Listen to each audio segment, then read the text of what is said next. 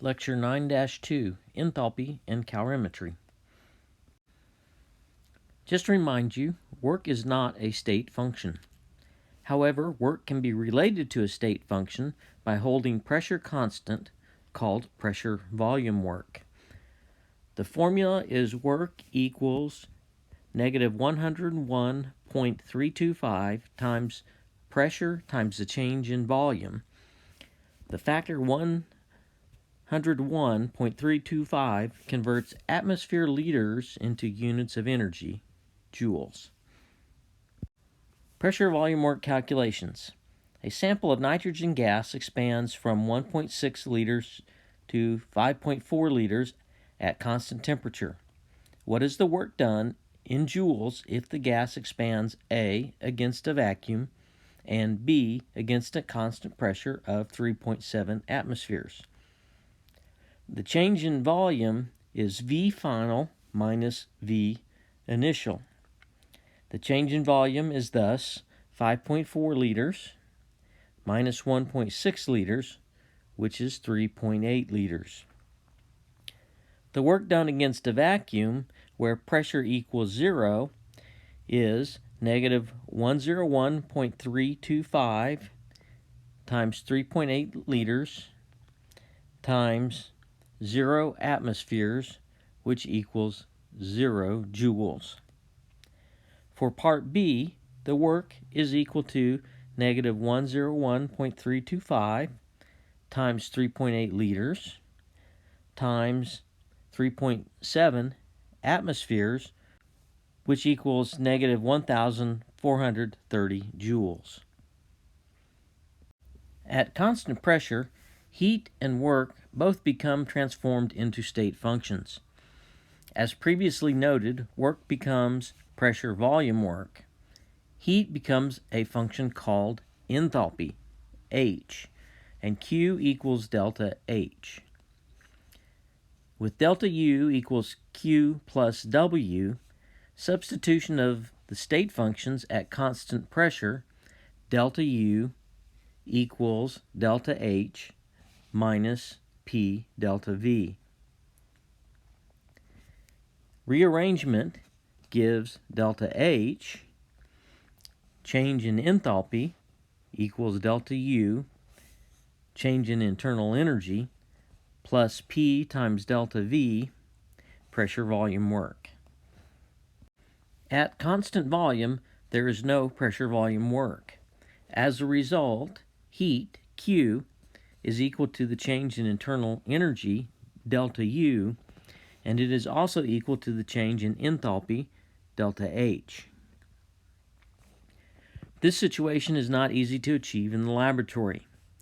The picture depicts a situation in which a reaction has taken place, but the result of no change in volume is a change in pressure.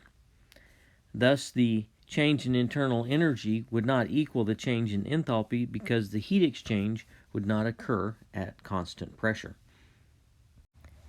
Enthalpy, H, is used to quantify the heat flow into or out of a system in a process that occurs at constant pressure.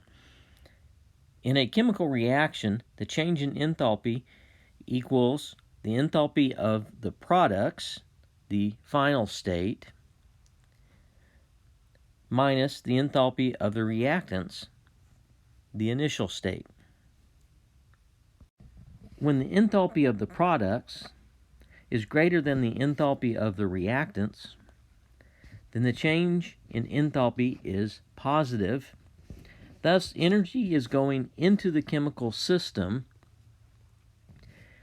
and it is termed an endothermic process. In the example, ice is heated from the surroundings to produce liquid water.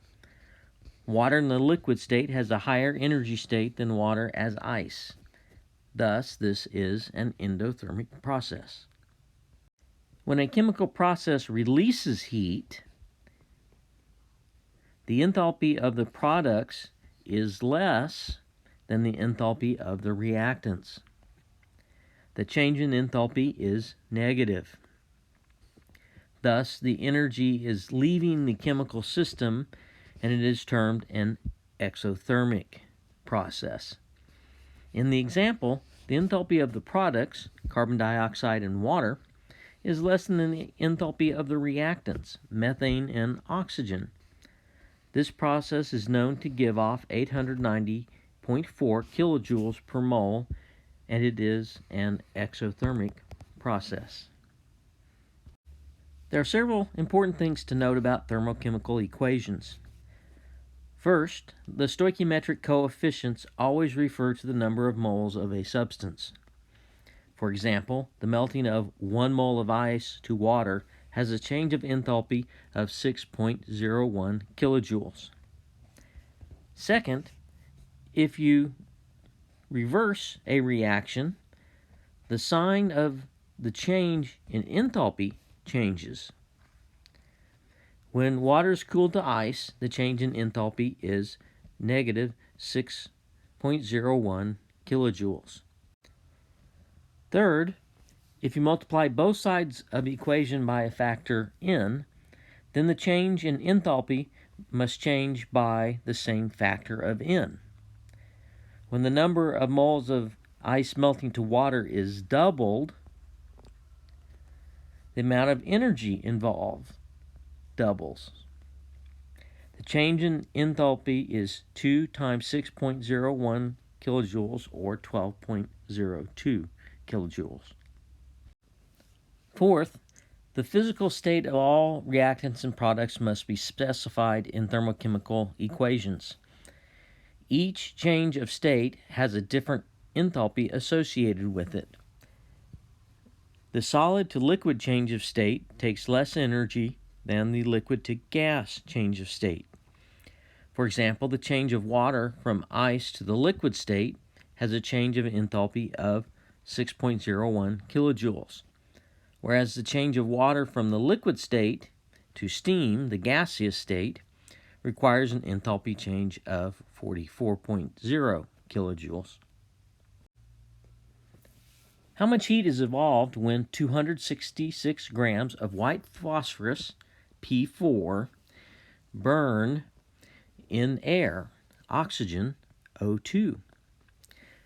The reaction is P4 solid, reacts with 5 oxygens, O2, to make a single molecule of tetraphosphorus dicoxide.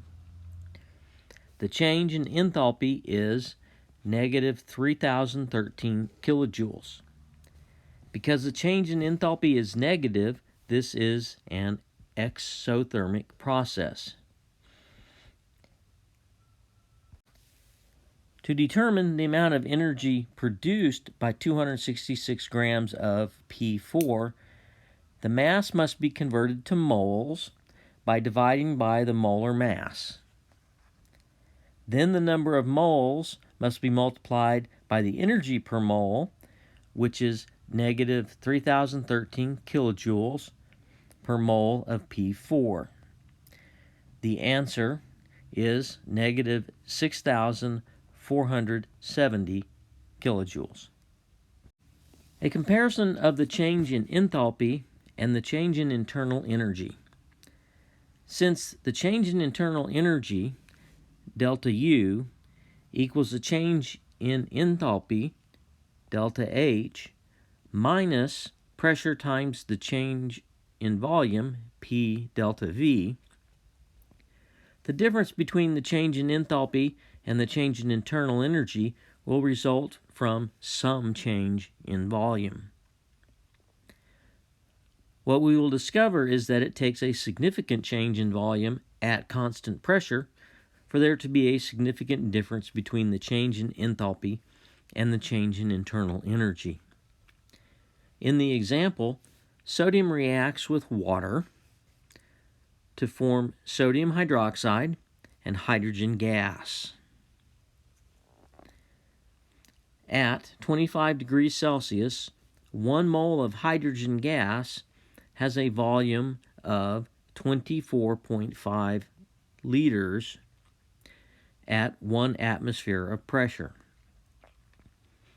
The pressure volume work is negative 101 0.325 times 1 atmosphere times 24.5 liters, which equals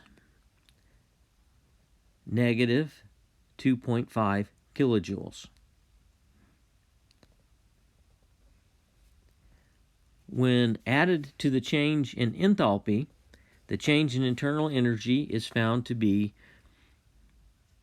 negative 367.5 kilojoules minus 2.5 kilojoules, or negative 370 kilojoules per mole. Thus, the production of a significant amount of gas will make a small but significant difference between delta U, the change in internal energy, and delta H, the change in enthalpy. Since most chemical reactions do not generate gases or involve gases, the difference between delta U and delta H are insignificant. Specific heat and heat capacity. Specific heat S is the amount of heat Q required to raise the temperature of 1 gram of a substance by 1 degree Celsius. The formula is Q equals mass times specific heat times the change in temperature in degrees Celsius. Heat capacity is the amount of heat required to raise the temperature of a given quantity of a substance by 1 degree Celsius. The formula is Q equals heat capacity times the change in temperature in degrees Celsius. The table to the right lists the specific heats of some substances. Specific heat calculation. How much heat is given off when 869 grams of an iron bar cools from 94 degrees Celsius to 5 degrees Celsius? The specific heat of iron is 0.444 joules per gram degree Celsius. The mass is 869 grams.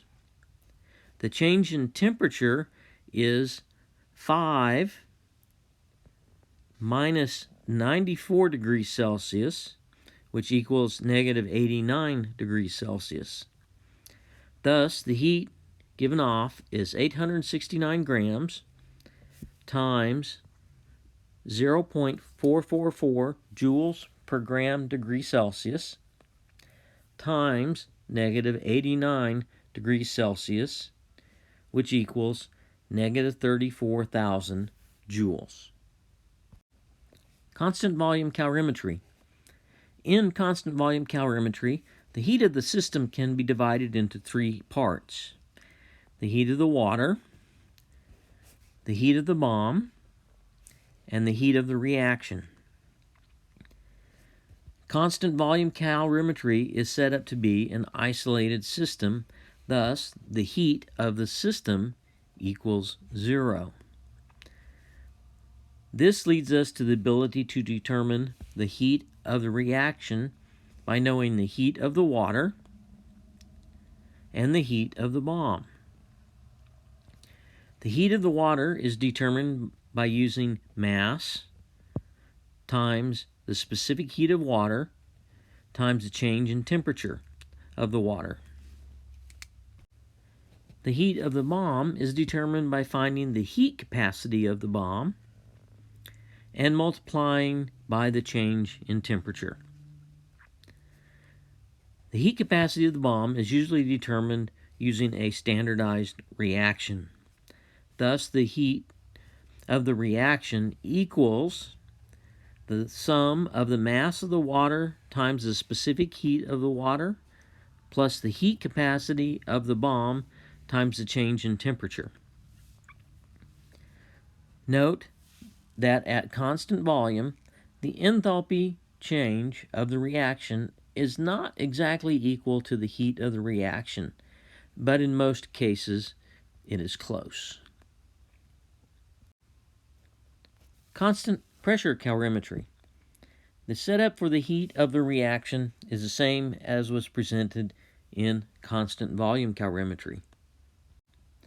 Again, the assumption is that this is an isolated system, thus the heat of the reaction equals the sum of the masses of the water times the specific heat of water plus the heat capacity of the calorimeter times the change in temperature.